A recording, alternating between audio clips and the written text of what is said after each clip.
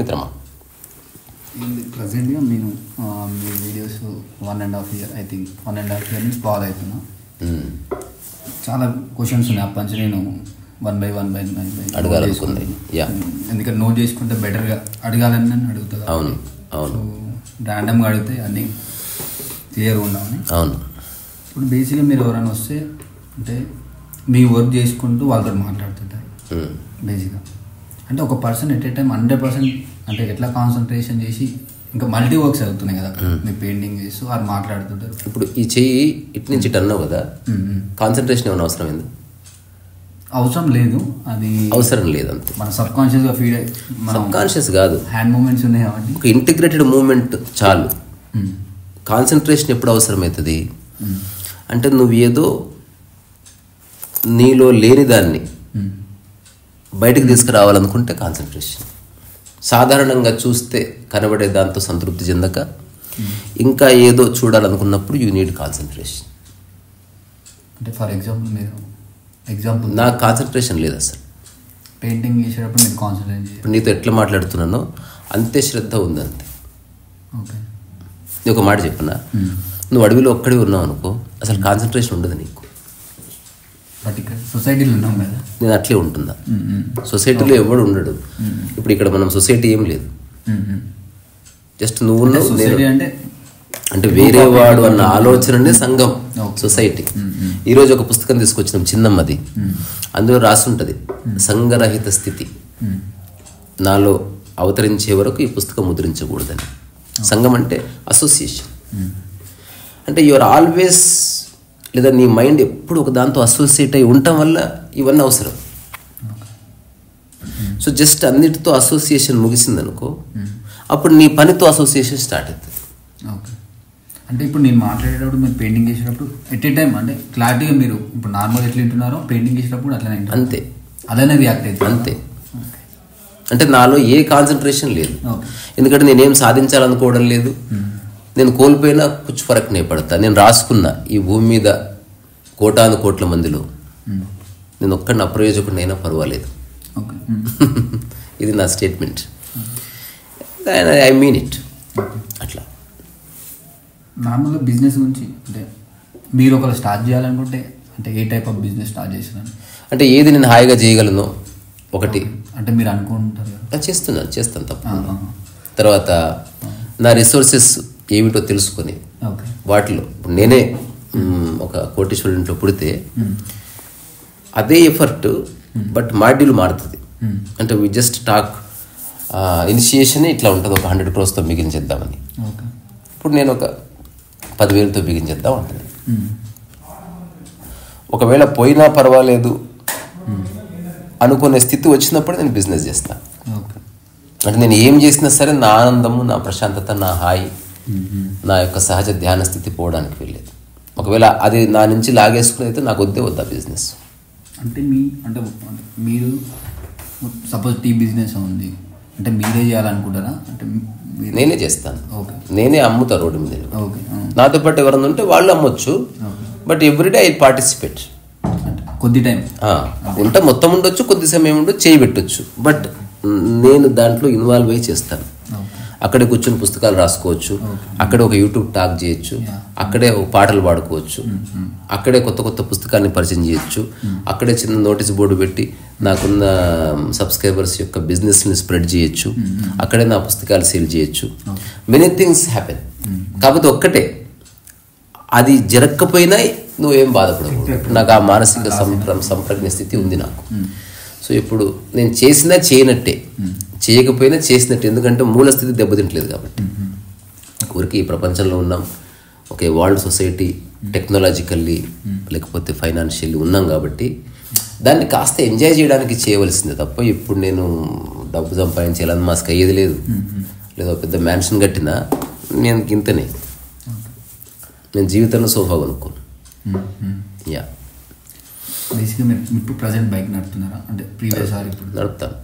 మీరు ఒక్కరే సింగిల్గా డ్రైవ్ చేస్తుంటారు. అంటే నాకైనది మేబీ ఇది మీకు అయినా లేదు తెలియదు, అది డ్రైవ్ చేస్తుంటే కంటిన్యూగా ఒక థాట్ వస్తుంటుంది, కాకపోతే డ్రైవింగ్ వెళ్తూనే ఉంటుంది బండి పైన. అది ఎందుకు వస్తుందని చాలాసార్లు ఆలోచించిన, కాకపోతే అర్థం కాలేదు. నాలో అన్ఫినిష్డ్ థాట్స్ ఏం లేవు. నేను డ్రైవ్ చేస్తే డ్రైవ్ చేస్తాను అంతే, ఇంకా వేరే థాట్స్. నేను ఫ్రెండ్స్ని అడిగినప్పుడు సేమ్ వాళ్ళు కూడా అదే చెప్పారు, అంటే బండి వెళ్తూ ఉంటుంది కంటిన్యూగా థాట్స్ రన్ అవుతూనే ఉంటాయి. నాకు అసలు రోజు మొత్తంలో థాట్స్ రావు, ఓకే, బికాస్ నేను ఏ లూజ్ ఎండ్ కూడా క్రియేట్ చేయలే, అంటే నా థాట్ని దేనికి లింక్ పెట్టలే నేను.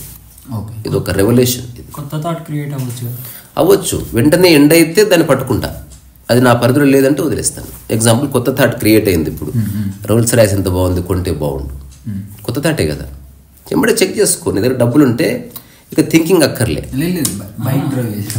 బైక్ డ్రైవ్ చేసేటప్పుడు నాకైతే కొత్త థాట్స్ రావు, అంటే నేను అప్పుడు అది హైపోథెటికల్ కాబట్టి, ఒకవేళ వచ్చినా కూడా నేను దాన్ని సాక్షిగా ఉండి వెళ్ళగొడతాను తప్ప నేను దాంతో అసోసియేట్ ఏమవ్వను. ఒకవేళ థాట్ వచ్చిందనుకో ఆపి దాన్ని అడ్రస్ చేస్తాను. ఇప్పుడు వెళ్తుంటే అనిపించింది టీ తాగుదామని, థాటే. సో ఇప్పుడు బండి మీద పోతూ టీ గురించి ఆలోచించడం కంటే ఆపి టీ తాగేసి దాన్ని ఎండ్ చేసి అట్లా వెళ్ళిపోవడం మంచిది. ఎవరికో నాకు మెయిల్ రాయాలనిపించింది, ఎంబడే బండి ఆపేసి రోడ్డు పక్కన కూర్చుని మెయిల్ అటు రాసేసి వెళ్ళిపోతాను, చేయగలిగింది అయితే. ఒక చెట్టు మంచిగా అనిపించింది దారిలో. అసలు నేను చూడను పక్కకి, అసలు నేను దిక్కులు చూడను. అసలు నేను యుఎస్ అంతా తిరిగిన, నా ఎదురుగా ఉన్నది చూశాను, నా పని ఏదో నేను చూశాను తప్ప ఎంత ఎక్స్ట్రావేగాన్స్ ఉన్నా నాకు అక్కర్లేదు అది. ఇప్పుడు మనం ఎంత చూస్తావు, నీకు కనిపించే పరిధిలోదే చూస్తావు, దాని అవతల ఏముందో, ఇంకా అట్లా పోతే ఏముందో, అట్లా ఆకాశపు అంచున ఏముందో, ఆకాశం అవతల ఏముందో నువ్వు ఎంక్వైరీ చేస్తే అనంతంగా ఉంటుంది. నా హోల్ ఫోకస్ అంతా నా ఎగ్జిస్టెన్సు, నా పని, దాని ఎంత పరిపూర్ణంగా అటెంప్ట్ చేస్తుంది. అంతెందుకు ఇప్పుడు ఎవడన్నా ఊరికే బండి మీద ఎక్కడికి పోడు, దేర్ మస్ట్ బి వర్క్.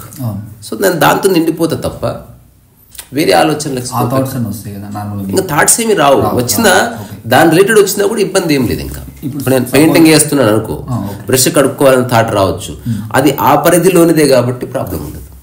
ఇప్పుడు సపోజ్ నేను ఇక్కడికి వస్తున్నాను అంటే మీతో ఎట్లా మాట్లాడాలని కొంచెం మనం థింక్ చేసాం కదా, అలాంటి థాట్సే కావచ్చు, లేకపోతే అది రావచ్చు కానీ బాధించదు అంటున్నా. ఆలోచన రావడంలో కాదు, ఆ థాట్స్ వస్తున్నాయి, దాన్ని ఎలా ఇప్పుడు థాట్ వచ్చింది అనుకో, దాని వెంట వెళుతున్నావా, ఇట్లా వచ్చి వెళ్ళిపోతుందా అని చెక్ చేసుకో. కంటిన్యూ అదే ప్రాసెస్ అవుతుంది. నువ్వు దాంతో అసోసియేషన్ లేకుండా ఉంటే 1,00,000 థాట్స్ వచ్చినాయి ఏమి కాదు అట్లా. సో చెప్పలేము మూమెంట్ టు మూమెంట్. ఇప్పుడు హఠాత్తుగా ఏదో సంఘటన జరిగింది, రావచ్చు ఆలోచనలు, కానీ నా అసోసియేషన్ వాటితో ఉందా లేదా అన్నదే నా హోల్. ఇరిటేషన్ కలిగించదా ఈ thought? Zero zero zero zero. ఆ స్థితికి ఎట్లా రాగలం? నేను చెప్పిన కదా, ఫస్టే ఆన్సర్ ఇచ్చేసిన. అంటే నా థాట్ని నేను దేనికి ముడిపెట్టలేదు. అంటే ఇది చెప్పాను కదా, అందుకే ఈ పదం వాడిన, ఇట్స్ ఎ రెవల్యూషన్. ఇప్పుడు నేను చెప్పినంత మాత్రం అర్థమయ్యే విషయం కాదు. నీ జీవన విధానంలో నుంచి అవగాహన పుట్టవలసిందే. ప్రతి మనిషి ఇక్కడ కూర్చున్నాడు, కానీ వాడి థాట్స్ని రకరకాల విషయాలకి, ఇంటికి లింక్ చేశాడు థాట్, బండికి లింక్ చేశాడు, గర్ల్ ఫ్రెండ్ లింక్ చేశాడు, ఉద్యోగానికి, అంబిషన్కి, కులానికి, మతానికి, ఎన్నింటికో లింక్ చేశాడు. సో ఏది కదిలినా వీడి మైండ్ డిస్టర్బ్ అవుతుంది. నేను జస్ట్ ఏ లింక్ పెట్టలేదు అంతే. అట్లా ఇది చెప్తున్నా, ఇట్స్ రెవల్యూషన్. అది ఇంతే, చెప్పడానికి ఏమీ లేదు. ఒకవేళ అర్థం కాకపోతే ఒక ఏమంటారు సిద్ధాంతమే రాయొచ్చు దాని మీద. ఒకటంటే అడుగుతాను, అందరూ ఇప్పుడు యాంగ్జైటీ ఫీల్ అవుతా, డిప్రెస్, వేరే థాట్స్ ఎక్కడోకో పెట్టడం వల్ల అది అంతే. అసలు నేను ఒక మాట చెప్పినా, అసలు ఈ ప్రపంచంలో అంత పర్ఫెక్ట్ ఉంది ఒక్క మైండ్ తప్ప. ఎక్కడ డిస్ప్యూట్ లేదు చూడు. అసలు నేచర్ బ్యూటిఫుల్గా ఫంక్షన్ అవుతుంది, సూర్యుడు చంద్రుడు బ్యూటిఫుల్గా ఫంక్షన్ అవుతున్నారు, వస్తున్నారు, పోతున్నారు, నదులు అద్భుతంగా ప్రవహిస్తున్నాయి, సీజన్స్ వన్ ఆఫ్టర్ వన్ వచ్చేస్తున్నాయి. మనస్సు బాడీ తన పని తాను చేసుకుంటుంది. జస్ట్ మనసు ఒక్కటే అన్నింటినీ పరిచయం చేస్తుంది. ఇప్పుడు జస్ట్ ఆ మనసుని అర్థం చేసుకోవడమే లైఫ్ అంతే. నువ్వు ప్రధాన అర్థం చేసుకోవాల్సిన అవసరం లేదు అట్లా.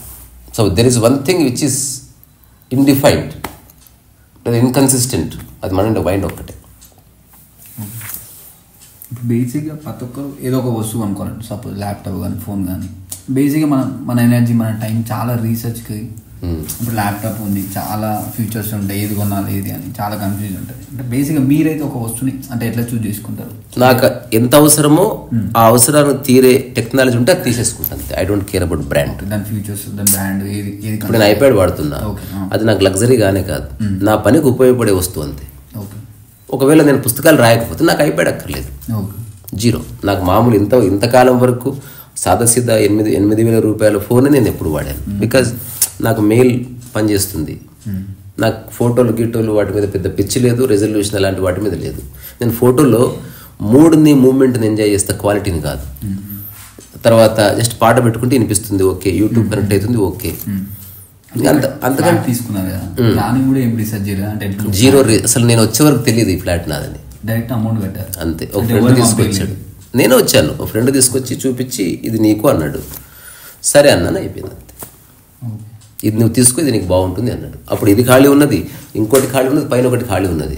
సరే నేను అడగనే లేదు వేరే చూపించమని. అసలు రెక్కీ చేస్తారు.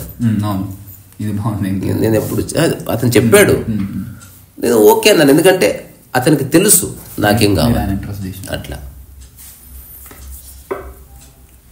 అసలు బేసిక్గా అంటే సొసైటీ పాయింట్ ఆఫ్ వ్యూ మంచి ఇది చెడు అంటాం, ఈ మంచోడు వాడు చెడ్డోడు అంటాం. అంటే మంచి చెడు అనేది అంటే సిచ్యువేషన్ బట్టి పీపుల్ ఎట్లా తెలుస్తుంది అంటే వాళ్ళ సిచ్యువేషన్ వచ్చినప్పుడు వాళ్ళు అట్లా రియాక్ట్ అయితే మనకు చెడ్డ అనిపిస్తుంది, మనకు అది బెనిఫిట్గా లేకపోతుంది. వాడు ఇక్కడ 2 రకాలుగా మంచి చెడు చూడాలి, విభజించకపోతే అర్థం కాదు. వ్యక్తిగతంగా మంచి చెడు, పరస్పర ఆధారంగా మంచి చెడు, 2 వేరే వేరే. ఇప్పుడు అంటే నీకు నాకు కలిపి మంచి చెడు వేరే. వ్యక్తిగతంగా మంచి చెడు దాదాపు అందరికి సేమ్ ఉంటుంది.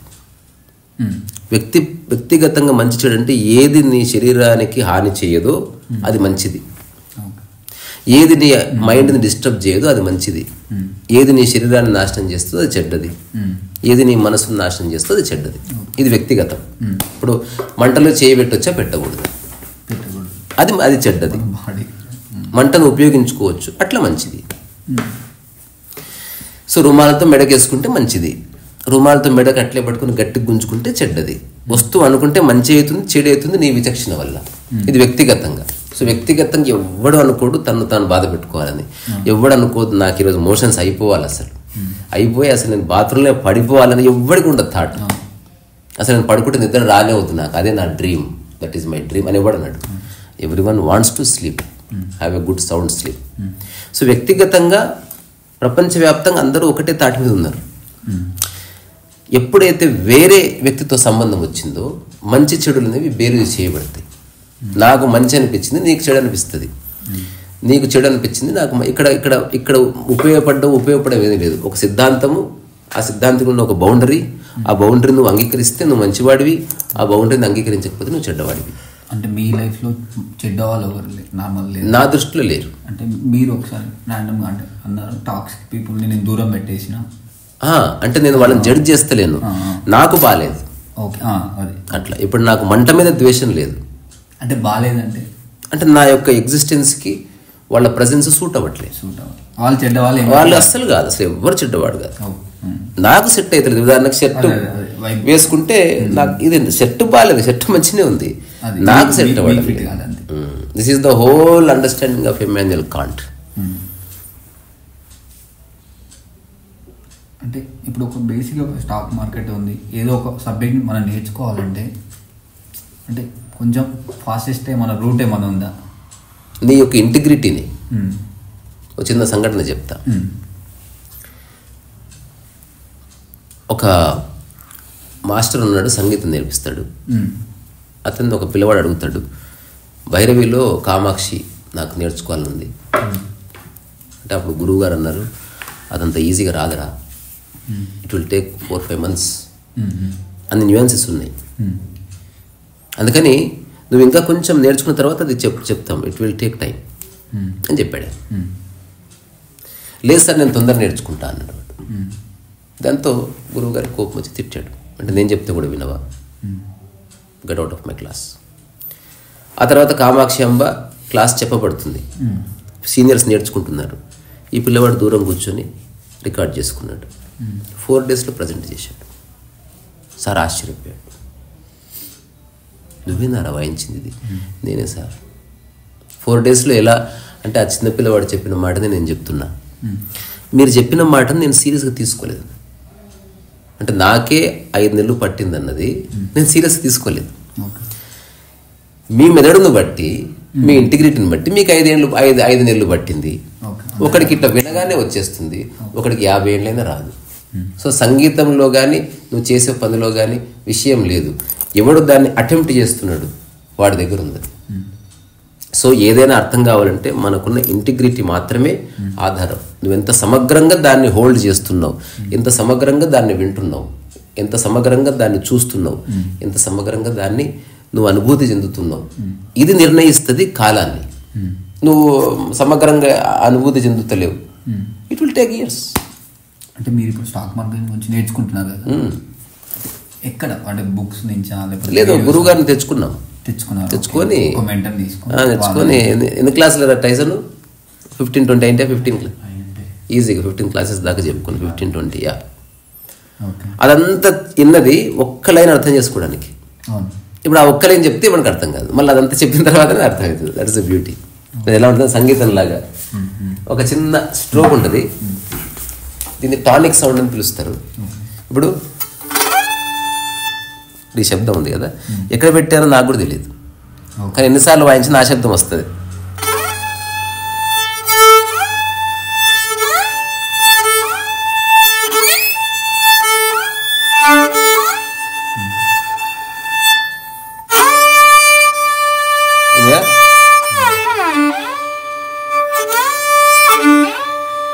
ఇప్పుడు ఇది ఎగ్జాక్ట్ ఇక్కడ ఉందని తెలిసి ఇప్పుడు ఒక వ్యక్తి వైలిన్ కొనుక్కొని ఇక్కడ చుక్క పెట్టుకుని పోయాడు, 100 ఏళ్ళనే వాడు పెట్టాడు. నువ్వు సాధన చేస్తూ ఉండగా అది ఫలిస్తుంది అంతే. It is not in your hand, it is అంటే the secret lies in your integrity. So నీ యొక్క సమగ్రతనే ధ్యానం, నీ యొక్క సమగ్రతనే సంగీతం, నీ యొక్క సమగ్రతనే జీవితం. అంటే హౌ ఇంటిగ్రేటెడ్ యు ఆర్ అన్నది ఇంక నీ చేతులు ఉంది, అది అంతే. నా దృష్టిలో లెర్నింగ్ అనేది లేదు. అష్టవక్ర సంహితలో ఒకటి ఉంటుంది, there is no such thing called learning.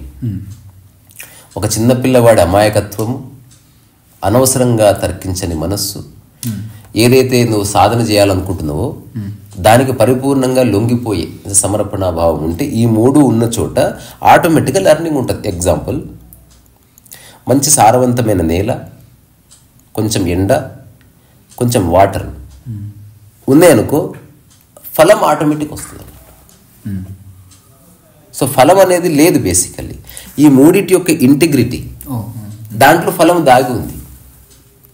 ఈ కరెక్ట్ ప్రొసీజర్ అంతే అంతే ఇక్కడ కూడా అంతే అంతే అంతే. సో లైఫ్ అనేది నువ్వు ఎన్ని సంవత్సరాలు కఠిన కఠోర ధ్యానం ఎందుకు చేస్తున్నావు అంటే అర్థం కాక. అర్థమైతే అసలు కఠోరత ఉండదు, అర్థమైన చోట తపస్సు లేదు, ఎందుకంటే అఖండత కొనసాగుతూనే ఉంటుంది. బేసిక్గా అంటే అవసరం ఉంటేనే మాట్లాడాలి. అవును, మనం టాక్స్ రెగ్యులర్గా మాట్లాడుకునేది.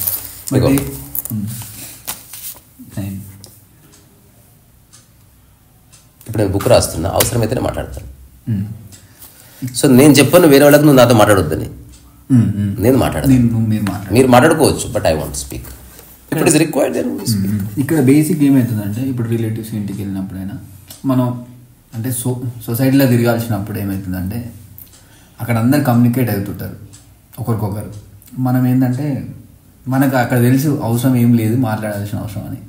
కానీ అక్కడ ఒక గుడ్ వైబ్ వస్తుంటుంది, మనం ఏదో ఏం మాట్లాడకుండా ఒక ఇలా డల్ అయిపోయినట్టు ఏదో సంథింగ్ అవుతుంటుంది కదా, అక్కడ ఇంపాక్ట్ అవుతుంది. అంటే అవసరం లేదు కదా అక్కడ ఏం మాట్లాడాలని మనం మాట్లాడకుండా అయిపోతున్నాం. రిలేటివ్స్ అందరూ ఏమంటారు, ఇందులో ఏం మాట్లాడతారో గమ్మున ఉంటావు ఇప్పుడు అన్నట్టు అనే ఒక కన్వర్జేషన్ వస్తుంటుంది కదా, కొంచెం అది ఇబ్బందికరంగా అనిపిస్తుంది. అసలు ఏ రిలేటివ్స్ లేరు, అంత నీ మైండ్. సో ఇదంతా జస్ట్ మైండ్ గేమ్ అంతే. రిలేటివ్ వచ్చి చెప్పితే నేను ఆలోచించు. ఒకటి, రిలేటివ్ చెప్పినంత మాత్రం మనం చేయవలసిన అవసరం లేదు.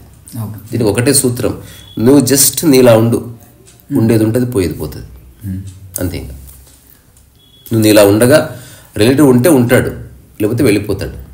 స్నేహితుడు ఉంటే ఉంటాడు, పోతే పోతాడు. నువ్వు ఎవరిని నిలిపే ప్రయత్నం చేయకు. అంటారు కదా, by hook are by crook, it won't work like that. Just నువ్వు నీలా ఉండు, ఆటోమేటిక్గా కొందరు సెట్ అవుతారు దానికి. నువ్వు ప్రశాంతంగా ఉన్నావు నీ సహజ స్థితిలో, వాళ్ళు నీ సహజ స్థితిలో ప్రశాంతంగా ఉంటారు వాళ్ళ సహజ స్థితిలో. అస్ అ బ్యూటిఫుల్ ఫ్రెండ్షిప్ అనేది అకారణంగా అప్రయత్నంగా ఎస్టాబ్లిష్ అవుతుంది, అదే శాశ్వతంగా ఉంటుంది. మన ప్రయత్నం వల్ల ఏవైతే స్నేహాలు ఏర్పడ్డాయో ఏదో కారణం చేత అవి ఖచ్చితంగా పోతాయి. ఇప్పుడు నేను అలాగే ఉన్నాను, ఉండేవాళ్ళు ఉన్నారు, పోయేవాళ్ళు పోయారు అంతే. ఒకవేళ ఉన్నారని నాకు ఆనందము లేదు, ఎక్స్ట్రా పోయారని బాధ లేదు. నేను ఎప్పుడు నా పనిలో ఉన్నాను, అంతేనా? అంతే. అదే మీకు అదే ఇక్కడ సెట్ అయిపోయింది అంతా, అంటే మీ తగ్గట్టు ఎన్విరాన్మెంట్ క్రియేట్ అయిపోయింది అక్కడ. క్రియేట్ అవ్వలేదు, నువ్వు జస్ట్ ఉండు. ఐ మీన్ అదే ఎవ్రీథింగ్ నువ్వు జస్ట్ స్థిరపడితే, నీవంటే నీ శరీరం స్థిరపడ్డది, నీ మనసు స్థిరపడ్డది, నీ ఆలోచనలు స్థిరపడ్డాయి, నీ యొక్క కార్యక్షేత్రం స్థిరపడ్డది, నీ భాష స్థిరపడ్డది. ఇవన్నీ ఎప్పుడు నీ ఆలోచనలు స్థిరపడితేనే. ఇప్పుడు క్లారిటీ అంటే ఏంది తినాలో తెలిసిపోయింది, ఆ విషయంలో క్లారిటీ. ఏ బట్టలు కట్టుకోవాలో తెలిసిపోయింది, క్లారిటీ. ఫిక్స్ చేయడం, తల ఇటుపక్క పేపర్ తీసుకోవాలో క్లారిటీ. అట్లా నువ్వు ఏ విషయాలతో సంబంధం కలిగి ఉన్నావో అన్ని విషయాల్లో క్లారిటీ రాని. ఏ విషయంలో క్లారిటీ లేదో అట్లా తెలుస్తుంది. ఏది నిన్ను బాధిస్తుందో దాన్ని ఐడెంటిఫై చేయి, దాన్ని అసెస్ చేయి, దాన్ని అనలైజ్ చేయి. ఒకవేళ నీకు ఆ మానసిక పరిపక్వత లేకపోతే దాన్ని సరైన క్వశ్చన్గా మార్చి ఒక అర్హత ఉన్న వ్యక్తికి చెప్పినా కదా, ఇంటిగ్రిటీతో విను అతను చెప్పేది. ఊరికి తరికించి వాదలాడే విషయం కాదు. అతను చెప్పింది కన్విన్స్ అయితే దాన్ని నువ్వు ఆచరించి ఆ ఆలోచనని క్లియర్ చేసుకో, తద్వారా మళ్ళీ క్లారిటీ వస్తుంది. సో మన క్లారిటీ ఒక్కొక్క విషయం పట్ల ఉంది, అన్నింటి పట్ల క్లారిటీ ఉంది. క్లారిటీ అనేది ఎలా పనిచేస్తుంటే, నాకు ఆ విషయం తెలియదు అన్న క్లారిటీ ఉంది నాకు, తద్వారా బాధ లేదు. నాకు తమిళనాడు పోయావు, నాకు తమిళ్ రాదన్న క్లారిటీ ఉంటే ఏ బాధ లేదు, హాయిగా నవ్వుతూ ఒప్పుకోవడమే నాకు రాదండి అని. అట్లా కాకుండా తమిళ్ రాకపోతే ఇజ్జత్ పోతుంది, అయిపోయిందా, నీకు నీవే ఇబ్బంది పెట్టుకుంటే. అట్లా ఓవరాల్ క్లారిటీ ఎప్పుడు వస్తుంది? అసలు నీకున్న ఆలోచనలు ఎన్ని, నీ ఆలోచనలను ఎన్నిటికీ కట్టి సచ్చావు, అందులో ఎన్ని బలమైనవి, ఎన్ని చాలా బలమైనవి, ఎన్ని విలువైనవి, ఎన్ని దైవికమైనవి, ఎన్ని సాంఘికమైనవి, ఎన్ని నైతికమైనవి, రకరకాల ఆలోచనలు ఉన్నాయి. ఒకసారి చూడాలి. ఆ ప్రక్రియని మనం ధ్యానం అందాం. ఊరిక కూర్చొని ఆశ్రమాలు చేసేది కాదు అది. దానివల్ల ఆఫ్ నో యూస్. రెస్పెక్ట్ అంటే మీ దృష్టిలో అంటే డెఫినేషన్ జనరల్గా ఉన్న సొసైటీలో రెస్పెక్ట్ అనేది ఒక దాన్ని యథావిధిగా గుర్తించడం అంతే. మీరు అన్నంత మాత్రం రెస్పెక్ట్ ఇచ్చినట్టు కాదు. సో అతని ఎగ్జిస్టెన్స్, అతని యొక్క స్పేస్, అతని యొక్క పని, అతని కదలికకు నువ్వు భంగం కలుగజేయకు. దట్స్ సరే, మనిషి కాబట్టి రెస్పెక్ట్ ఎక్స్పెక్ట్ చేస్తున్నాడు. What about tree? అంటే ట్రీని పోతూ కొమ్మ తెంపకిట్లా. So you are being disrespectful, అంటే ఇన్సెన్సిటివ్ అనే జోన్లోకి ఎంటర్ అవుతున్నావు. సో ఏది ఎలా ఉండాలనుకుందో అట్లా ఉండనిస్తే రెస్పెక్ట్, అంతే తప్ప మీరు అంటే రెస్పెక్ట్ కాదు. అది ఓన్లీ వ్యవహారికంగా రెస్పెక్ట్ అంతే. అట్లాంటి రెస్పెక్ట్ వల్ల నయా పైస ఉపయోగం లేదు, ఈగో బూస్టప్ అవుతుంది అంతే. మనం గొడవలు అయితే ఊరికే మీరు అంటాం అంతే. అంటే జనరల్ స్టేట్మెంట్ ఉండదు, అంటే డబ్బున్న వాళ్ళకి ఎక్కువ రెస్పెక్ట్ ఇస్తాం. అవును, అంటే రెస్పెక్ట్ అంటే అక్కడ డబ్బు అంటే నువ్వు అతిగా గుర్తిస్తున్నావు, అంటే ప్రియారిటీ ఇవ్వడం బేసికల్ అది రెస్పెక్ట్ కాదు. ప్రియారిటీని అంటే ప్రాధాన్యత ఇస్తున్నావు అంతే. ఎందుకంటే నీకేదో బెనిఫిట్ ఉంటుందని, లేదా అటువంటి స్థితిలో నువ్వు ఉండాలనుకున్న ఒకనొక ఆలోచన వల్ల అట్లా చేస్తున్నావేమో. అంటే you just want to be in their foot. కానీ ఇప్పుడు నీకు పాసిబిలిటీ లేదు కాబట్టి నీ ఆలోచనకు రెస్పెక్ట్ ఇస్తూ వాళ్ళకి ఇస్తున్నావు అన్నట్టు. నువ్వు ఇలా ఉంటే మిగతావన్నీ అలా ఉంటాయి అంతే. ఇది ఎలా ఉందంటే, ఒక వ్యక్తి అడవిలో నడుస్తున్నాడు, ఇట్లా ఏ బాట లేదు, అతను రోజు వెళ్తున్నాడు, ఒక 5-6 చెట్లు పట్టుకొని వస్తున్నాడు. ఒక సంవత్సరానికి ఒక చిన్న గీత పడ్డది. అట్లా జీవన విధానం సెట్ అయిపోతుంది. అట్లా నడుస్తూ ఉండగా ఒక గడ్డి మొక్క కూడా మూలవలేదు. ప్రకృతి కూడా అర్థం చేసుకుంది వాడిని, వీడు ఇక్కడ నడుస్తున్నాడు చూడదు. సో వాడు నడుస్తున్న బాటలో మిగతా జంతువులు బస ఏర్పాటు చేసుకోలేదు. వీడు ఎక్కువ నడుస్తూ కొన్ని చెట్లకు ఆనుకొని పోతున్నాడు కాబట్టి అక్కడ పక్షులు వాడడం లేదు. సో వీడి స్పేస్ వీడికి ఇచ్చి వాటి స్పేస్ని అవి తయారు చేసుకుని, వాటి స్పేస్కి వాడు రెస్పెక్ట్ ఇస్తూ వీడి స్పేస్ని వీడు ఎంజాయ్ చేస్తున్నాడు.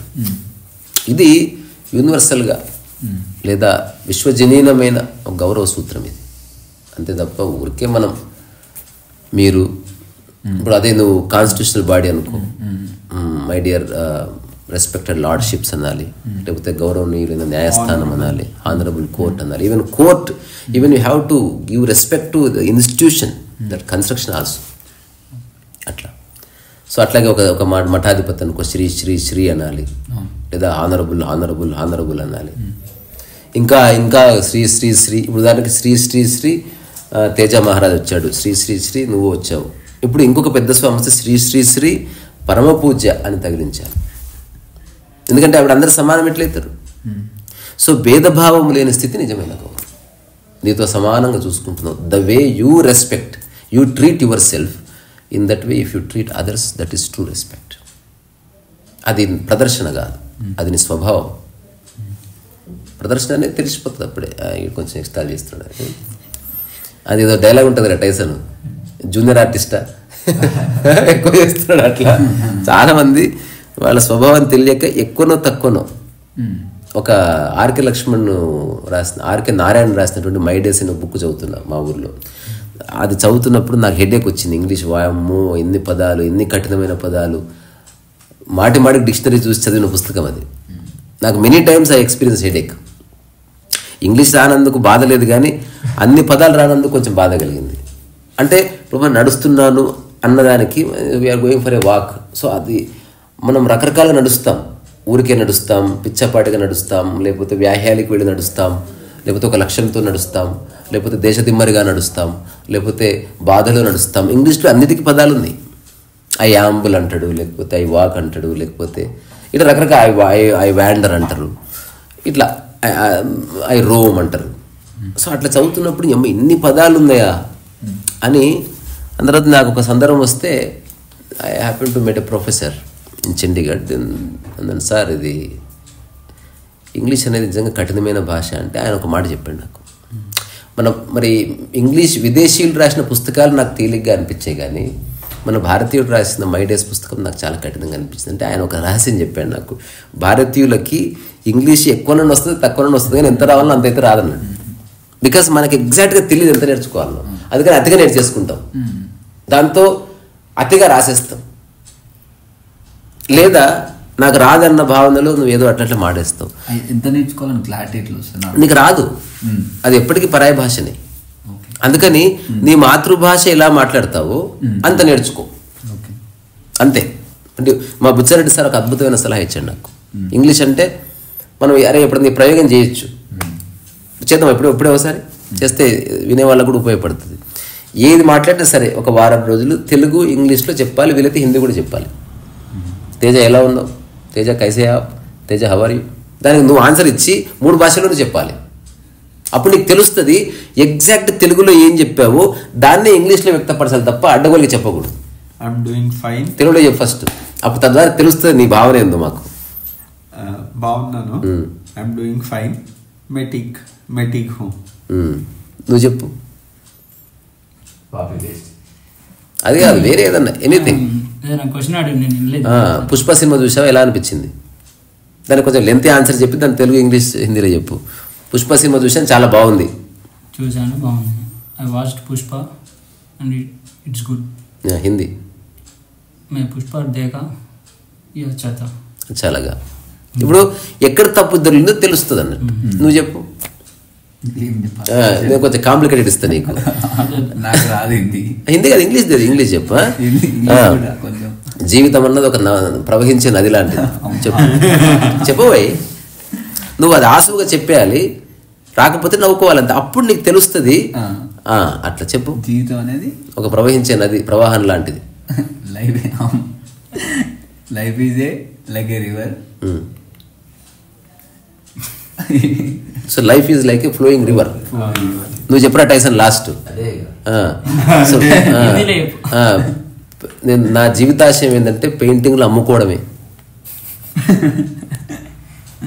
చెప్పు చిన్న. ఇప్పుడు నా జీవితాశయం ఏంటంటే అదొక లైన్ ఫ్రేజ్, అది పెయింటింగ్స్ అమ్ముకోవడం, పెయింటింగ్ వేయడమే. ఓకే, చెప్పు నా జీవితాశయం ఏంటి. ఇప్పుడు జీవితాశయం, జీవితం అంటే లైఫ్, అంబిషన్, గోల్ అంటే లక్ష్యము. సో జీవితాశయం తెలిసింది కదా, భాష ఇట్లా తెలుస్తుంది. అంటే my life's ambition is to paint. తర్వాత వాటిని అమ్ముకోవడమే అంటూ సెల్. సో ఇప్పుడు దీన్ని మనం ఎన్ని రకాలుగా చెప్తాం తెలుసా తెలుగులో. ఇప్పుడు నీకు భాషా ప్రావీణ్యత ఇట్లా తెలుస్తుంది. ఇప్పుడు నా జీవితాశయము పెయింటింగ్స్ అమ్ముకోవడమే. ఒకటైపోయిందా? నాకు ఒక జీవితాశయం ఉంది, అదేంటో తెలుసా? పెయింటింగ్ అమ్మడం. ఎగ్జాక్ట్ సేమ్ మీనింగ్ ఉంది, బట్ ఎక్స్ప్రెషన్ చేంజ్డ్. పెయింటింగ్ అమ్ముకోవడం మాత్రమే నా జీవితాశయం. చూడు, 3 రకాలుగా చెప్పబడ్డది. జీవితాశయం అంటే ఏంటో తెలుసు. జీవితాశయం నాకున్నది ఒక్కటే, పెయింటింగ్ అమ్ముకోవడం. ఇది కూడా సేమ్. నువ్వు ఎన్ని రకాలుగా చెప్పినా ఇంగ్లీష్ అన్ని రకాలుగా చెప్పగలగాలి, హిందీలో అన్ని రకాలుగా చెప్పగలగాలి. అప్పుడు యాక్చువల్లీ నీకు లెర్నింగ్ తెలుస్తుంది, ఎక్కడ తట్టుకబడుతున్నావు. క్లియర్ డిఫైన్ అయింది. జీవితాశయం నాకున్నది ఒక్కటే, I have only one ambition, painting అమ్ముకోవడమే, టు సెల్ మై పెయింటింగ్స్. అట్లా అని చెప్పావు అనమాట. ఇప్పుడు పెయింటింగ్ అమ్ముకోవడము జీవితాశయం రెండు వేరే వేరే కాదు, రెండు ఒకటే. నాకు ఇదే డైలాగ్ అవుతుంది కదా. So selling a painting and having an ambition in life are not two different things for me. Exact description है. सो पेंटिंग को बेचना और जीवन को समझना वो दोनों अलग अलग चीज़ नहीं है मेरे लिए. ఇప్పుడు ఇదేంది ఎగ్జాక్ట్ ట్రాన్స్లేషన్. ఇప్పుడు నువ్వు ఏదన్నా తెలుగు పుస్తకం ఇంగ్లీష్లో ట్రాన్స్లేట్ చేయాలంటే నీ దమాకి యాక్టివేట్ అవుతుంది. సో లర్నింగ్ అనేది ఒక ఎక్స్ట్రాడినరీ ప్రాసెస్. మనం దాన్ని సీరియస్గా చేస్తాం, లేదా మ్యాథమెటికల్గా చేస్తాం, లేదా టూ మచ్ లాజికల్గా చేస్తాం. దాన్ని ఒక ఆటలాగా, ఆటలో ఒక ప్రగతి, ఈగో తీసేసి నవ్వుతారేమో అట్లా కాకుండా. సో ఇది ఒక 2 days చేసినాం అనుకో, నీ దమాక్ ప్రవహిస్తుంది, ఎక్కడెక్కడ ఆగుతుందో కూడా తెలుస్తుంది. వెంటనే క్లియర్ చేసుకో. ఎగ్జాక్ట్ స్టేట్మెంట్ చెప్తావు కదా. ఇప్పుడు కూరగాయలు రపరప తరిగి తీసుకొని రా, ఆగిపోతుంది మైండ్. అక్కడ నువ్వు చెప్పినా go cut vegetables and bring it to me. నేను చెప్పిన కూరగాయలు రపరప తరిగి, ఆ ఎక్స్ప్రెషన్ అంటే ఇప్పుడు ఇక్కడ మనకి ఇడియమ్స్ ఉపయోగపడతాయి. అది ఎటువంటి ఈక్వాలిటీ ఇడియం వాడితే ఆ ఎక్స్ప్రెషన్ వస్తుంది. ఇప్పుడు రపరప అంటే క్విక్ చాపింగ్, లేకపోతే అటువంటిది ఏదో రబ్బర్ అట్లా. సో ఇప్పుడు నేను ఇటువంటి చిన్న చిన్న ప్రయోగాలు ఎప్పుడు చేస్తూ ఉంటాను. నాకు ఇంకా కంపెనీ లేక చాలా ఆగిపోతా. అంటే కొన్ని కంపెనీలోనే చేయనికి వస్తుంది. కంపెనీ ఉండాలి కొన్నింటికి. అంటే ఉత్తగా నాకు నేను తెలుగు, హిందీ, ఇంగ్లీష్ అనుకున్నాను అనుకో, నేను 3 భాషలు ఒకటి సరిపించుండి అయితే మై పాగలు కింద చెప్పుకోవాల్సి వస్తుంది. అట్లా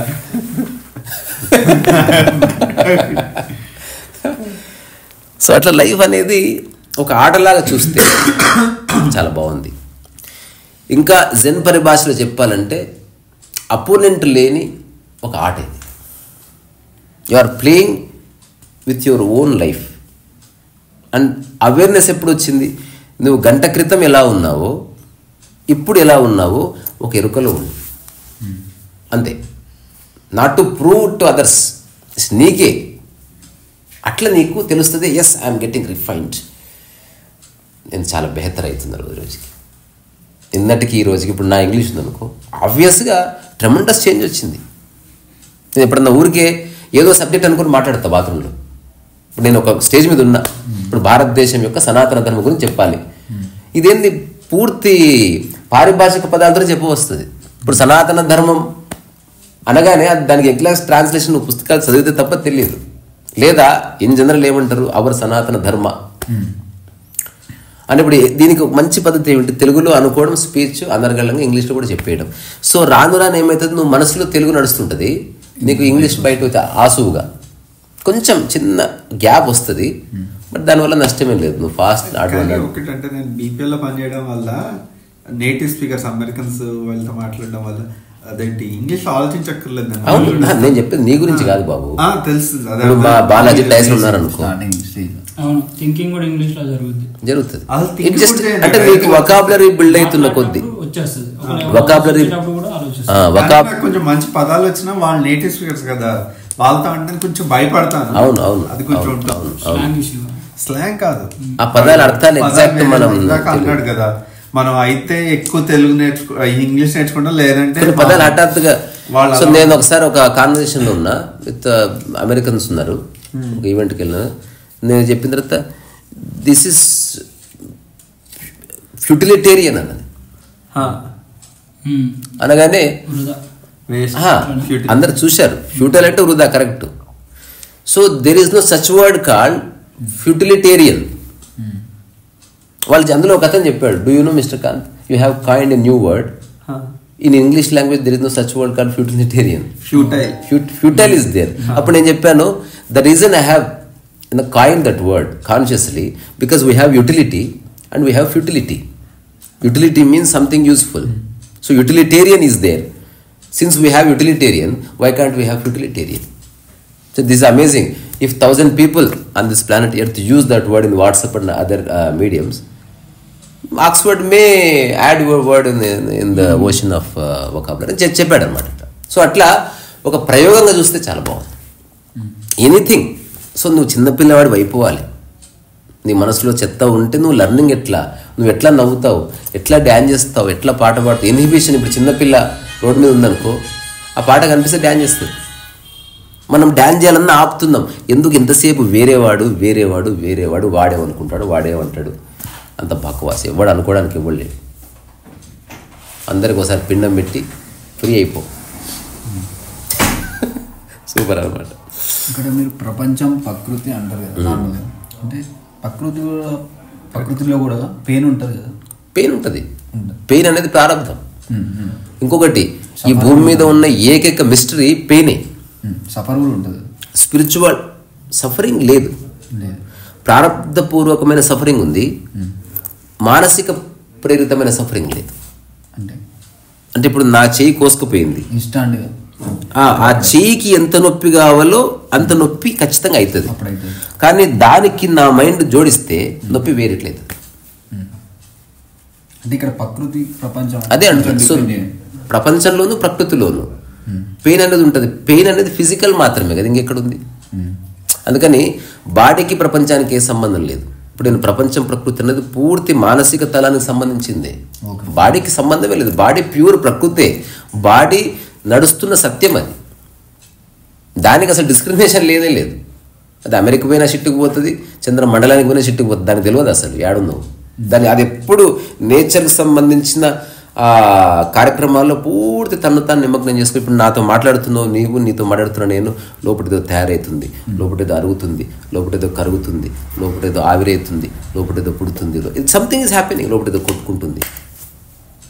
సో అది బయట గవర్నమెంట్ ఏం చేస్తుంది, మన బంధువులు ఏమంటున్నారు, అసలు సంబంధం లేకుండా పనిచేస్తూ ఉంటారు. అందుకే మనం సజీవంగా ఉన్నాం. ఒకవేళ బాడీ బయట ఉన్న దానికి రెస్పాండ్ అవ్వడం మొదలైంది అనుకో, ఆలోచనలకి ఆగిపోతుంది. ఇప్పుడు మంచి సినిమా చూస్తుంటే గుండె అయిపోతుంది అంతే, ఆ సీన్ చూసుకుంటా. సో బాడీ అనేది నా దృష్టిలో ఒక టాంజిబుల్ ట్రూత్ అంటుంది. అంటే నువ్వు తాకే సత్యం అది. You can actually hold it, you can see, you can feel it, you can touch it. సమస్య అంతా ఎక్కడ వస్తుంది? మనస్సుకి. ప్రకృతికి బాడీకి మధ్యన అడ్డొచ్చింది మనసు. ఇప్పుడు ఆ మనస్సు అంతా ప్రపంచ ప్రేరితం అన్నట్టు. Being motivated by, being corrupted by, being tarred by, being wrathed by, being inspired by, ఇంకేందన్నా పెట్టుకో, అదంతా ప్రపంచం. సో ఇప్పుడు ప్రకృతికి శరీరానికి మధ్యన మనస్సు ఉంది మనకి, ఆ మనస్సు ప్రపంచంగా మారిపోయింది. అదే కుక్కకి ప్రకృతికి శరీరానికి మధ్యన ఇంకేమీ లేదు. తద్వారా అది ప్యూర్ నేచురల్నే జీవిస్తుంది. నేను అందుకే నా పుస్తకంలో రాసిన, ప్యారిస్లో ఉన్న కుక్క దానికి తెలియదు అది ప్యారిస్లో ఉందని. ఓన్లీ మనం ఐడెంటిఫై అవుతున్నాం వస్తువులతో, బిల్డింగ్స్ తోటి. అది ఎప్పుడు నేచర్తోనే ఐడెంటిఫై అవుతుంది.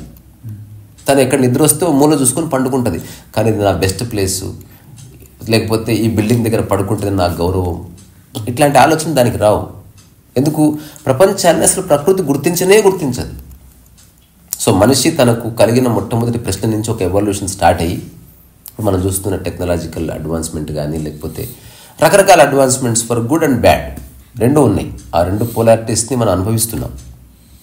మనమే బిల్డింగ్ కట్టుకున్నాము, మనమే భూకంపం వస్తే బిల్డింగ్ కూలిపోతే బాధపడుతున్నాం, మనమే ఫోన్ క్రియేట్ చేసుకున్నాము, ఆ ఫోన్ ద్వారా రేడియేషన్ వస్తే మనమే బాధపడుతున్నాం, మనమే కార్ క్రియేట్ చేసుకున్నాం, మనమే యాక్సిడెంట్ వస్తే బాధపడుతున్నాం. అసలు ఒక 1000 ఏళ్ల క్రితం యాక్సిడెంట్ ఒక్కడు కూడా కాలేదు. ఎందుకు? లేవు కాబట్టి. సో ఇప్పుడు క్రైమ్ ఎక్కడి నుంచి వచ్చింది?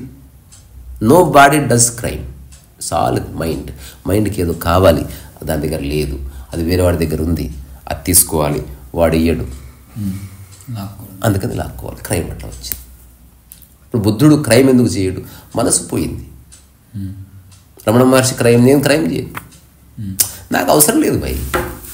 ఇప్పుడు నా పక్కన ఎవడన్నా నిజంగా బెంజ్ కారు కొన్నాడు అనుకో, నేను ఎంజాయ్ చేస్తా కార్ని తప్ప నాకు కావాలనుకో. ఒకవేళ కార్లో వస్తావా తిరుగుదామంటే హాయి కూర్చుంటా పోయి, బట్ ఒక్క సెకండ్ కూడా ఇది నాకుంటే బాగుండు అని నాకు అనిపించదు. నేను స్పష్టంగా చెప్తున్నాను, నాకు అనిపించదు అట్లా. రెండోది, ఇప్పుడు నేను వయలిన్ వాయిస్తున్నా, ఇప్పుడే జాయిన్ అయినవాడు నాకంటే గొప్పగా వయలిన్ వాయిస్తే నాకు ఓన్లీ సెలబ్రేట్ చేసుకోవడమే తెలుసు. అంతే తప్ప వీడు నా తర్వాత వచ్చి లబ్డి కొడుకు ఎట్లా నేర్చుకున్నాడు అని అది ఈర్ష్యగానో ద్వేషంగానో అట్లా మార్చుకునే స్థితి లేదు. అది ఉండే ఒకప్పుడు, అది ఉన్నది కాబట్టి చెప్తున్నా, ఇప్పుడు అది లేదని, అది పోయింది. సో ప్రపంచం అనేది ఓన్లీ మనస్సుకు సంబంధించింది. ఇప్పుడు ప్రపంచానికి సంబంధించిన ఒక డ్రెస్ బాడీ మీద వేస్తావు, అసలు బాడీకి ఏ సంబంధం ఉండదు బట్టలతోటి. బాడీ దేన్ని పట్టుకోలే, ఇప్పుడు ఈయన బాడీ దేన్ని పట్టుకోలే, బాడీకి తగిలించాడు అంతే. బాడీ దేన్ని పట్టుకో, చివరికి మొబైల్ కూడా కింద నొక్కుతుంది. అది సొంత కొడుకునైనా సరే 5 నిమిషాల తర్వాత కింద దింపుతుంది. నేను మొయ్యను డాడీ అంటుంది, సింపుల్. ఎవడో అవసరం కోసం కూలీ చేస్తే అప్పుడు బాడీ మోస్తుంది. ఇంకా అదనది బాడీ స్వభావంలో మోయడం లేదు. సో ప్రకృతి ప్రపంచం అన్నది ఒక రెవల్యూషన్. సరిగ్గా జీవితం అనే ప్యాటర్న్ని చూస్తే నీకు మొత్తం ఇట్లా తేట తెల్లమైపోతుంది. నీకు యాక్చువల్గా నీ సఫరింగ్ అంతా నీకు ప్రకృతి నుంచి రాలే, ప్రపంచం నుంచి వచ్చింది. నీవు, నీ అంబిషన్స్, నీకున్న కులము, నీ మతము, నీ అహంకారాలు, నీ పోలికలు, నీ జడ్జిమెంట్లు, ఇదే కదా బాధ అంతా. నిద్రలో అవెందుకు లేవు అంటే అవన్నీ లేవు కాబట్టి. నిద్రలో కులము లేదు, మతం లేదు, ఆడ లేదు, మొగము లేదు, దేవుడు లేడు, దయ్యము లేదు, దేశము లేదు, పరిధి లేదు, ఆకాశము లేదు, అంతరిక్షం లేదు, ఏం లేదు. Your just there. సో మెలకువలో అట్లా ఉన్నవాడు జ్ఞాని అనమాట. అట్లా ఉండొచ్చు. అలా ఉన్నట్టు నువ్వేం ప్రచారం చేసుకోక్కర్లేదు. మళ్ళీ చేస్తే మళ్ళీ ప్రచారం వచ్చిందే ప్రపంచం నుంచి. ఇప్పుడు ఎవరెవరైతే హోర్డింగ్ పెట్టారో, ఇప్పుడు ప్రజెంట్ చేయడం, మీరు పిట్ట అరుస్తుంది, తనకు నోరుంది కాబట్టి, నాకు యూట్యూబ్ ఉంది కాబట్టి అరిచి పెడుతున్నాను, అక్కడితో నా కార్యక్రమం పూర్తయింది. ఎప్పుడు ప్రపంచం అయితే తెలుసా, అది జనాలు చూడాలని చేస్తున్న ప్రపంచం వచ్చేసి. ఇప్పుడు ఈయన సెలబ్రిటీ, ఒక్కసారి మీరు చివరగా లైక్, షేర్, సబ్స్క్రైబ్ కాంగ్రెస్ అని చెప్పండి మీరు అనగానే ప్రపంచం వచ్చేసి. సో న్యాచురల్గా ఉన్నదాన్ని నీకున్న లక్ష్యాలు, నీకున్న రకరకాల ఆలోచనలతో కరప్ట్ చేస్తున్నారు.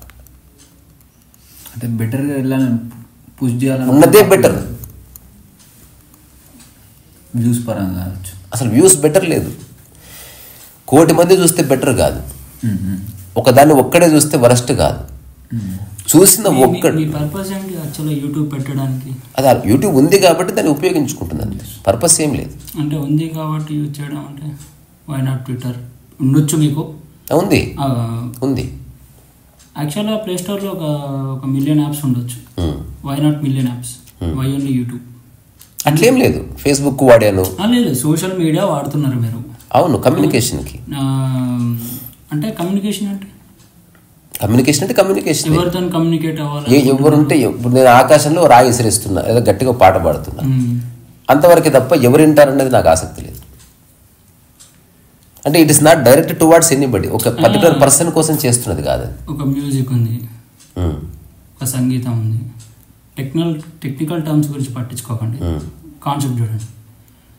అది లెర్న్డ్ థింగ్, అది బై బర్త్ రాదు. కాబట్టి సరస్వతి తల్లి దగ్గర, ఎవరో ఒక టీచర్ దగ్గర మనం నేర్చుకోవాలి.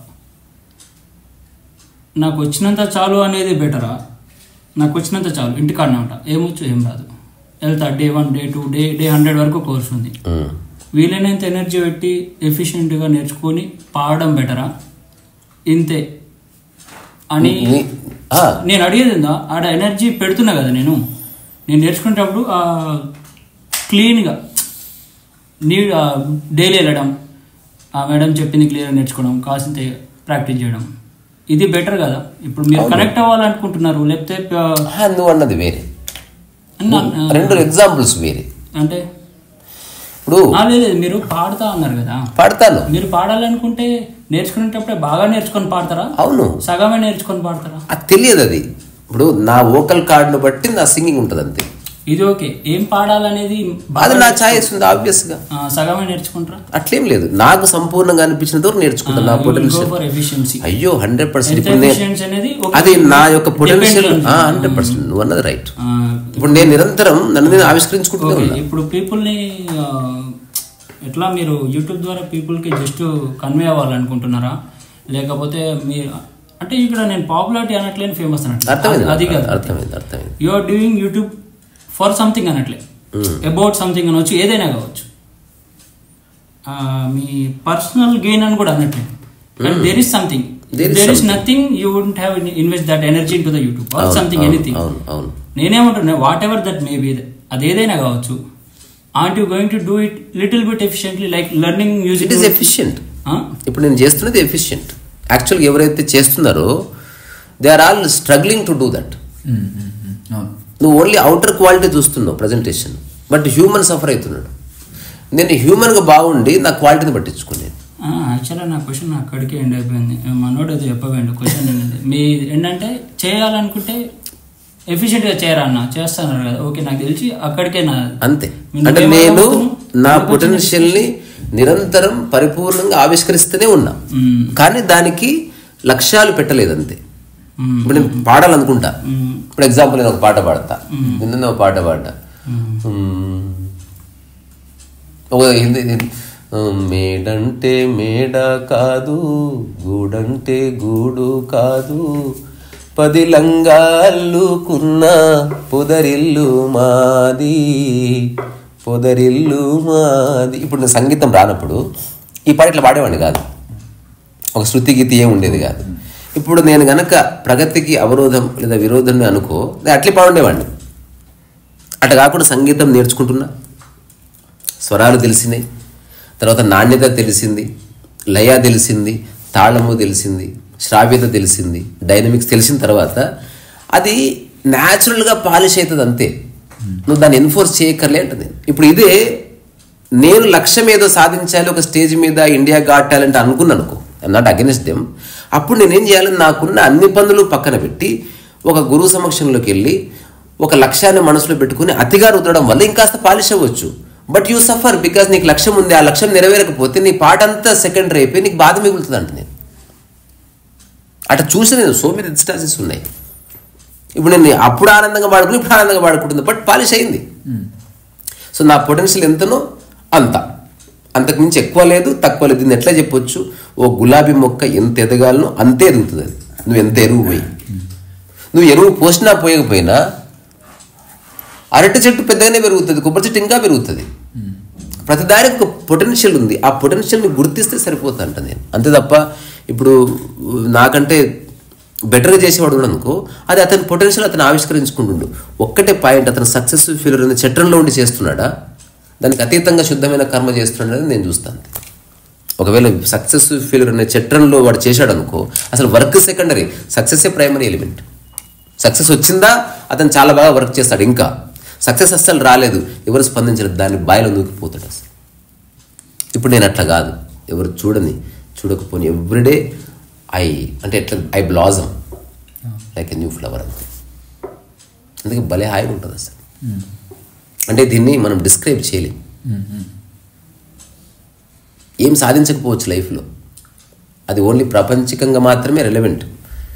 ఇక్కడ సాధించేది ఏం లేదు అసలు. జస్ట్ ఎట్లయితే ఒక్కొక్క రోజంతా మురుగుతుందో అంటే నువ్వు రోజంతా కొంత పని చేయి. సరే వాటికి అందుబాటులో లేవు టెక్నాలజీ, వాటికి తెలియదు, తెలిసిన వాటిని సమగ్రంగా ఉపయోగించుకో. మేక్ ష్యూర్ సామరస్యాన్ని డిస్టర్బ్ చేయకు, వేరే వ్యక్తుల జీవితాలను నాశనం చేయకు, అబద్ధాలని స్ప్రెడ్ చేయకు, నీకు కావలసినంత కాకు, దానికంటే ఎక్కువ కోరుకొని సఫర్ కాకు, వేరే వాడు నీకంటే బాగా ప్రయత్నించి పాడితే ఈర్షపడకు. ఎక్కువ మాత్రం బెటరే, కానీ నీకు ఎందుకు అని తెలియాలి. ఇప్పుడు నాకెవడో 50 మీటర్ల పట్టించాడు, తెలియాలి నాకు ఎందుకో. తెలిస్తే నేను ఉపయోగించుకుంటా, లేకపోతే నేనైతే ఏం చేస్తా, పక్క వాళ్ళకి ఇచ్చేస్తాను. సింపుల్. ఇప్పుడు నాకు క్యాన్వాస్లు ఉన్నాయి, నువ్వు రేపు వచ్చి పెయింటింగ్ వేసుకుంటా అంటే వేసుకో, ఇట్స్ ఓపెన్ ఫర్ ఆల్. అలాగని విచక్షణ అందరికి ఉంది, అట్లా విచక్షణ అనేది ఒకటి ఉంది, అది ఓన్లీ హ్యూమన్కే ఉంటుంది. కుక్కకి కాబట్టి తెలియదు, అది దేనన్నా నాకు తదిపోయి నాకు తెలియదు. అంటే సామరస్యం చెడకుండా నీ పరిధి నీవు గుర్తిస్తూ ఎదుటి వ్యక్తి పరిధిని కూడా గుర్తిస్తూ అట్లా జీవించడం. అంటే ఇంగ్లీష్ పదం ఏంటిది? డిస్క్రిషన్. ఇప్పుడు ఉదాహరణ థియేటర్కి వెళ్తాం కదా, అందరు విచక్షణతో ఉంటారు. ఇప్పుడు ఎదుటి కుర్చీ మీద కాలు ఎందుకు పెట్టకూడదు? ఒకప్పుడు పెట్టేవాళ్ళు, పెట్టి నా కాళ్ళని పెట్టుకుంటా నీకేంద్రాన్ని గొడవలై తలవలని రోజులు ఉంది. తర్వాత ఓవరాల్ సమాజం తెలుసుకుంది ఇది అనవసరం థియేటర్కి ఇది, అందుకే రూల్ పెట్టారు. అయినా అర్థం చేసుకోలేదు, రాను స్ట్రిక్ట్గా చేశారు. ఆ తర్వాత ఏమన్నారు, ఇట్ ఈస్ అన్ అఫెన్స్ అన్నారు. కథం ఏకదం అందరికి అర్థమైంది. అట్లా సమాజం ఏం చేయాలో అది చేస్తుంది డిస్క్రిషన్ కోసం, మనిషి ఏం చేయాలో అది చేస్తుంది డిస్క్రిషన్ కోసం. ఓవరాల్ ఎంత సామరస్యం అంటే మనం ఎంత సేఫ్గా థియేటర్కి వెళ్ళాము, ఎవరు టచ్ కాకుండా, థియేటర్ అంతా కలిగి తిరుగుతూ ఎవరు టచ్ కాకుండా ఇంటికి వస్తే దానికి ఆపరేట్ చేసేది విచక్షణే, అంతే. రీసెంట్ అరుణాచలం వెళ్ళాము. మీరనే కదా ఎవరైనా కన్వర్సేషన్ జరిపేటప్పుడు పీపుల్తో, పక్క వాళ్ళతో మనం రీజనింగ్ ఎవరైనా వరల్డ్ మొత్తంలో మాట్లాడేటప్పుడు బేస్డ్ ఆన్ రీజనింగే కదా మనం కన్వర్సేషన్ జరిపేది. బేస్డ్ ఆన్ ట్రూత్ ఉండాలి. ఓకే, ట్రూత్ అయినా కానీ దాన్ని ఒక రీజన్ లాగా చూపిస్తాం కదా. ఫర్ ఎగ్జాంపుల్ ఉన్నది చెప్పు అంతే. అదే దానికి ఎదుటి వ్యక్తి నమ్ముతాడా నమ్మడా అది డిఫరెంట్ థింగ్. కానీ మనం మాట్లాడేటప్పుడు అయితే మన ఏ సెంటెన్స్ అయినా కానీ ఒక రీజనింగ్ అంటే అదంతే అన్నట్టు మాట్లాడడం. మనం మీరు అడుగుతుంటే మీరు ఒక రీజనింగ్ తో ఎక్స్ప్లెనేషన్ ఇస్తారు కాబట్టి అంటే దానికి నేను ఒక చిన్న మాట చెప్తా. అది దానికి ఓన్లీ థాట్ అనేది దాని ప్రిమైసెసా, నీ ఎక్స్పీరియన్స్ ప్రిమైసెసా, లేదా నీ స్టడీ ప్రిమైసెసా అనేది నువ్వు చెప్పాలి.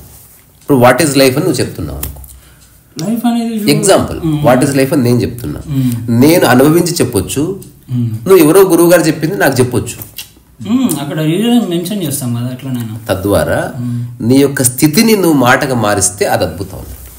సరే, అసలు క్వశ్చన్ ఏంటంటే ఇప్పుడు సరే గాడ్, మీరు దేవుడిని ఉన్నాడని అనుకుంటున్నారా? నేను దానికి కొత్త పదం కనుక్కున్నా, చెప్తున్నా. దేవుడు ఉన్నాడా లేడా అంటే ఉండని అంటున్నా. ఉండని ఉండడిద్దాం వద్దని అట్లేను, అక్కడితో అయిపోయింది ఆన్సర్. లేదు అది కాదు అనేది, జనరల్ మీ ఒపీనియన్ అడుగుదామని. ఉండని చెప్పిన కదా, ఒపీనియన్ ఆన్సరే ఇచ్చేసిన, మళ్ళీ ఒపీనియన్ ఎక్కడిది? ఒపీనియన్ అంటే దేవుడు మంచివాడా గొప్పవాడా? లేదు, ఉండని అనేది డిఫరెంట్ క్వశ్చన్. మీరేమనుకుంటున్నారు, ఉన్నాడు అనుకుంటున్నారా లేదా? అట్లా అనుకోవట్లే, ఉండని అంటున్నా. ఉండని, ఒకవేళ అతను ఉంటే ఉండని, అతను లేకపోతే అది కూడా ఉండని, బట్ ఉండని అంతే. ఉండని ఇదేంటంటే నా 100 సమస్యల నుంచి నన్ను బయటపడేసిన జవాబు. ఆ తర్వాత చిన్నది, నా సమక్షంలో ఎవరు వచ్చినా నాతో సమానంగా ట్రీట్ చేస్తా, అది బెగ్గర్ కానీ దేవుడు కానీ. తద్వారా దేవుడు అనే కాన్సెప్ట్ పడిపోయింది నా లైఫ్లో. రెండోది, నిన్ను ఎట్లా ట్రీట్ చేసిందో, ఇప్పుడు సాక్షాత్తు పరమశివుడు వచ్చినా సరే అంతే గౌరవంగా ట్రీట్ చేస్తా. నా హృదయం లోపల హెచ్చు తగ్గులు లేవు, ఆ స్థితే దైవము. అంతే తప్ప దేవుడు అని సపరేట్ అంటే గెటప్ వేసుకొని పవర్స్ ఉంటే దేవుడు కాదు, లేదా నువ్వు అడగగానే వరాలిస్తాడు కాబట్టి దేవుడు కాదు. నీ స్థితి దైవం తప్ప. అది అంటే అట్లా ఇలా ఇప్పుడు టైసన్ నేను అంటే మీ దృష్టిలో ఇద్దరం ఒకటే, 100% ఒకటే. అంటే ఒకటంటే ఏ విధంగా అంటే నా యొక్క ప్రవర్తన సేమ్ ఉంటుంది, అంటే నా యొక్క రెస్పెక్ట్ కానీ నా యొక్క లవ్ కానీ సేమ్ ఉంటుంది. నా చనువు మారుతుంది, చనువు మారుతుంది. నేను నిన్ను సార్ అనొచ్చు, ఇతన్ని బాబాయ్ అనొచ్చు, వాడిని ఒరే తురే అనొచ్చు, ఒకరిని బాడకా అనొచ్చు. కానీ ప్రేమ గౌరవాల్లో ఇంత కూడా తేడా లేదు. ఇంకా చెప్తున్నా, మా అమ్మని ఎంత ప్రేమిస్తానో గౌరవిస్తానో అంతే ప్రేమ నీకు, అంతే ప్రేమ అంతే గౌరవం నీకు, ఈ మిత్రుడు కూడా. తద్వారా సమస్థితి ఒక్కటే నా జీవితం యొక్క ఆధారం అన్నమాట. ఇప్పుడు నాకు ఒక్కటే సింపుల్, నా జీవితంలో లక్ష్యం అనేది ఉంటే ఈ స్టేట్మెంట్ లేదు. ఇంకా లక్ష్యం రాగానే అప్పుడు నాకు నువ్వు ఉపయోగపడితేనే నీతో మాట్లాడుతుంది అంతే. ఇప్పుడు నాకు వ్యక్తులతో ఉపయోగము లేకపోతే అనుపయోగం అని ఏమీ లేదు. వ్యక్తి ఉన్నాడు అంతే. ఫస్ట్ ఎంజాయ్ ఈజ్ ఎగ్జిస్టెన్స్, తర్వాత సంగతి తర్వాత ఎగ్జిస్టెన్షియల్ ట్రూత్స్ ఉన్నాయి. నాకు దగ్గర భోజనం ఉంటే పెట్టేస్తాను నీకు, నువ్వు నాకు థ్యాంక్స్ కూడా చెప్పక్కర్లేదు, లేకపోతే భోజనం లేదని చెప్తాను. నాకు లేదు నీకు లేదు, సింపుల్. ఈ చిన్న సూత్రమే 2009 నుంచి కొనసాగుతున్నది. ఇప్పటి వరకు కొంచెం కూడా డిస్ప్యూట్ రాలేదు. ఎందుకు లేదంటే అసలు డిస్ప్యూట్ వచ్చే అవకాశమే లేని ఒక బ్యూటిఫుల్ డైమెన్షన్ ఇది. ఇప్పుడు మనిషి తన మైండ్ రెండుగా విభజిస్తే ఆ మనస్సు యొక్క నిమ్న స్థితి అధముడు, చండాలుడు, ఆ మనస్సు యొక్క ఉన్నత స్థితి దేవుడు. అంతే. నువ్వు దేవుడి సమక్షంలోకి వెళితే నువ్వు దేవుడు అవుతున్నావు. చూడు, ఒక ఆర్డినరీ పర్సన్ దగ్గర వెళ్తే నువ్వు ఆర్డినరీగా మారుతున్నావు, ఒక నీచుడి దగ్గర నువ్వు మరీ నీచుడిగా మారుతున్నావు. అట్లా కాకుండా జస్ట్ నీ క్వాలిటీస్ నువ్వు వ్యక్తపరచు. మీరు అరుణాచలం వెళ్ళారు నార్మల్, అంటే రమణ ఆశ్రమం వెళ్ళారు Twice. స్టార్టింగ్లో చెప్పొచ్చాను, ఇదే చివరిసారి నీకోసం రావడం.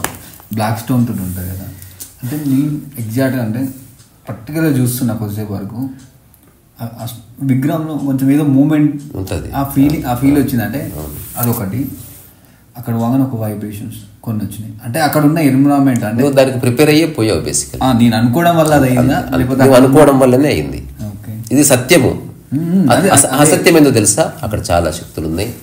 అరుణాచలం చాలా మహత్వపూర్ణ ప్రదేశం. మీరు నమ్ముతున్నారు? అసత్యం అసత్యం అది అసత్యం. కానీ మనుషులకు అసత్యమే ఇష్టం.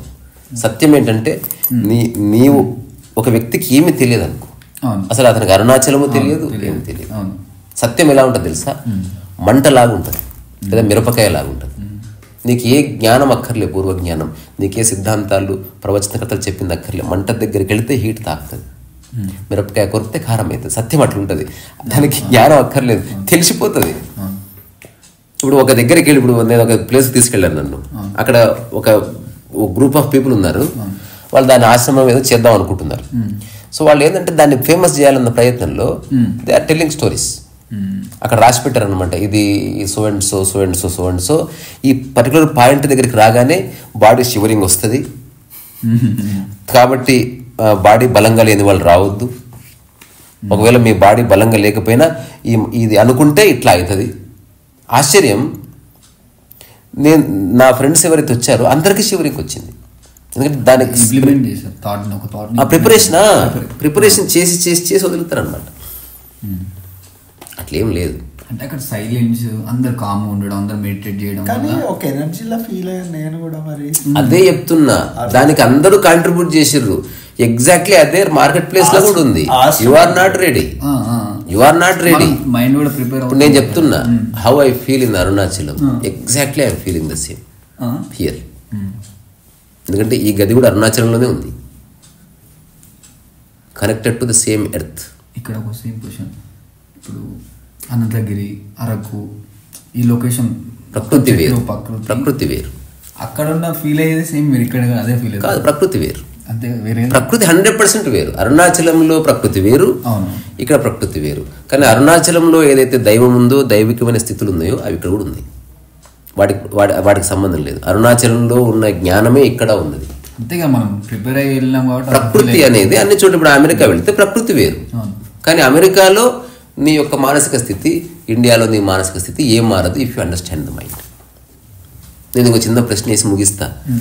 శరీరానికి ఉంటుంది చలి, మనసుకు ఉంటుందా?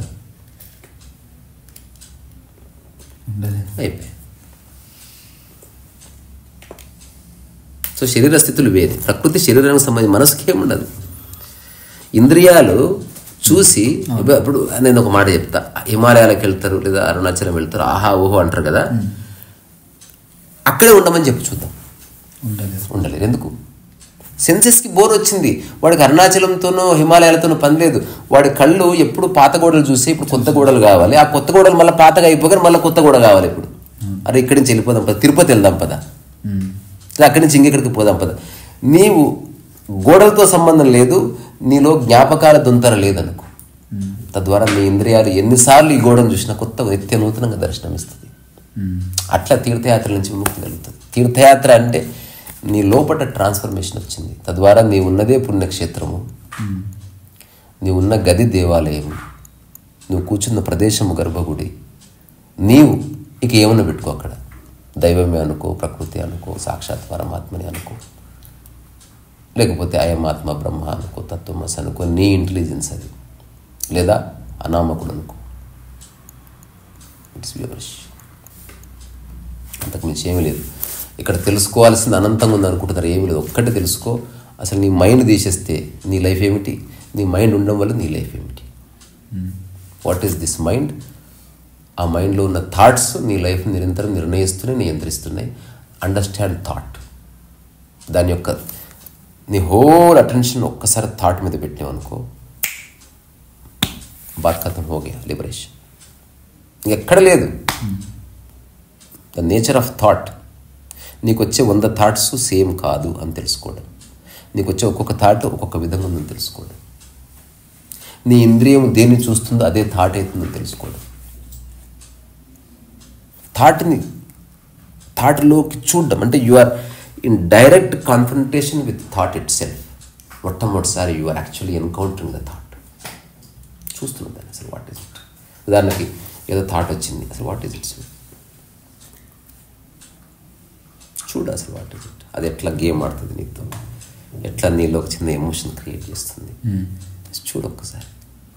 ఒక్కసారి చూస్తే థాట్ యొక్క నేచర్ అర్థమైంది. తర్వాత నేను చూసింది ఒకటి, థాట్కి బరువు ఉంది, థాట్కి విలువ ఉంది, థాట్కి సైజు ఉంది. ఆ థాట్ పెయిన్ క్రియేట్ చేసి చేయదు యాక్చువల్లీ. నో, చేయదు. అలాంటిది లేనే లేదు. అంటే మనకున్న అవిద్య వల్ల అట్లా అనిపిస్తుంది. సింపుల్గా మెమోరీస్ వల్లనే అంతే. అది పెయిన్ అనేది ఇప్పుడు చిన్నపిల్లలకు జ్వరం వస్తే శరీరానికే వస్తుంది, మనసుకు రాదు. వాళ్ళు దే ఆల్వేస్ స్మైల్. కళలో గ్లిటర్ ఉంటుంది, ఆడిపిస్తే అప్పుడు కూడా ఆడుకుంటారు. ఎప్పుడైతే కొంచెం పెద్ద వయసు వచ్చిందో వాడు మనసులో ఇప్పుడు బాధ పట్టుకుంటుంది. అంటారు కదా, మనసు రోగం పట్టుకుంది, మందు లేని రోగం అది. మనసు అంటే ఆలోచనల కలయిక అంతే, అంతకుమించి ఏమీ లేదు. ఇంకా ఎవరి మనసు వారిదే. ఎవరి ఏమంటారు దాన్ని, మనోజగత్ వారిది. ఇప్పుడు అన్ని ఇండ్లు ఇండ్లే, కానీ ఇంట్లో ఉన్న వస్తువుల వల్ల అది షాప్ అవుతుంది, లేకపోతే టెంపుల్ అవుతుంది, లేకపోతే ఆఫీస్ అవుతుంది, లేకపోతే ల్యాబ్ అవుతుంది, లేకపోతే గోడౌన్ అవుతుంది. గోడలు మారలేదు, ఒక వస్తువు పెట్టగానే మారిపోయింది. ఇంటి మధ్యన ఫ్లవర్ పాట్ పెట్టావనుకో, అది ఖచ్చితంగా ఇల్లు కాదు, ఇంకేదో. ఆ తర్వాత మధ్యన ఏం తెచ్చాడు, శానిటరీ తెచ్చిపెట్టాడు. ఆ తర్వాత అక్కడ ఒక సింక్ తెచ్చిపెట్టాడు, షాప్ ఏదో వస్తుంది. మధ్యలో ఒక విగ్రహం తెచ్చిపెట్టాడు, దేవాలయం వస్తుంది ఇక్కడికి. మనసు అంటే అంతే, మనసు లేదు బేసికల్లీ. నువ్వు ప్రతిష్ఠించే ఆలోచన నీ మనసు నిర్మిస్తుంది.